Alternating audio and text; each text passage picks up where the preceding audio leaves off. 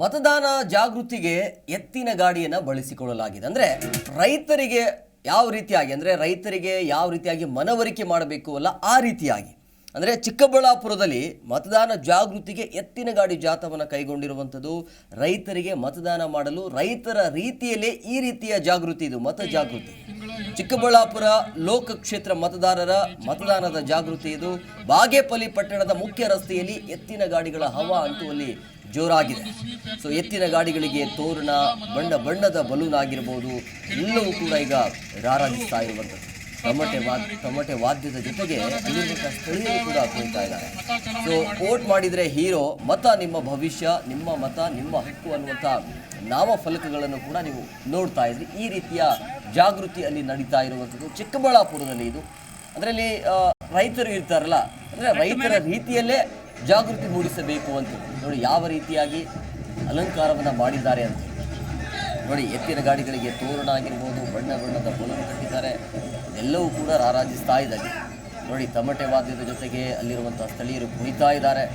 Vote ಮಾಡಿದರೆ hero, ಮತ ನಿಮ್ಮ ಭವಿಷ್ಯ, ನಿಮ್ಮ ಮತ ನಿಮ್ಮ ಹಕ್ಕು ಅನ್ನುವಂಥ ನಾಮಫಲಕಗಳು ಕೂಡ ಅಲ್ಲಿ ರಾರಾಜಿಸ್ತಾ ಇರುವಂಥದ್ದು. ಎತ್ತಿನ ಗಾಡಿಗಳ ಹೊಸ ಅಭಿನಯದಿಂದ ಪಟ್ಟಣದ ಜನರನ್ನು ಗಮನ ಸೆಳೆಯೋದಕ್ಕೆ ಈ ರೀತಿಯ ಪ್ಲಾನಿಂಗ್, ಸಹಜವಾಗಿ ಸ್ಟ್ರಾಟಜಿ ಪ್ಲಾನಿಂಗ್ ಅನ್ನಂತೂ ಇದ್ದೇ ಇರುತ್ತೆ.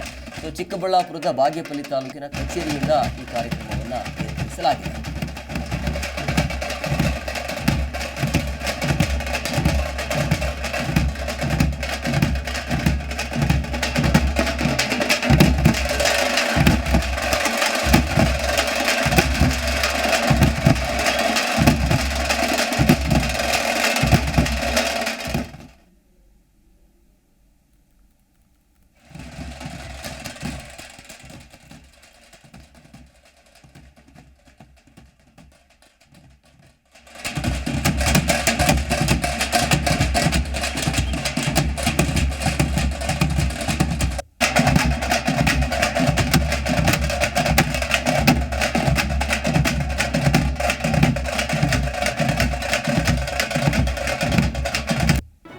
ಜಿ ಕನ್ನಡ ನ್ಯೂಸ್ ಈಗ ನಿಮ್ಮ ಮನೆಯಲ್ಲೇ ನೋಡಿ. ಎಲ್ಲ ಕೇಬಲ್ಗಳಲ್ಲಿ ಈಗ ಲಭ್ಯ.